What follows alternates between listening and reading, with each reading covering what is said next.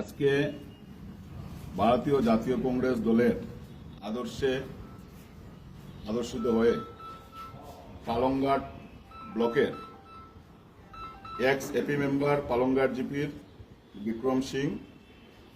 X AP member Ganganagar জিপির আলতাফ হোসেন বড়বুইয়া, ex AP member Moynarkhal জিপির রামজি কুর্মি,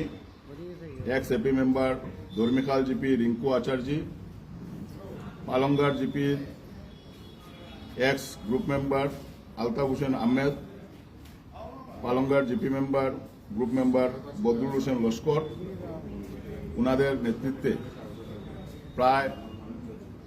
80 জনের মতো কর্মীরা বিজেপি দল ত্যাগ করে কংগ্রেস দলে এসে যোগদান করেছেন। আমরা আশাবাদী যে ওনাদের যোগদানে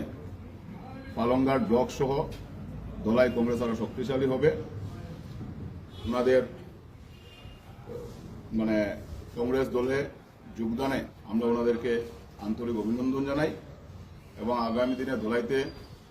বাই ইলেকশন, সেই বাই ইলেকশনকে সামনে রেখে যেভাবে মানুষ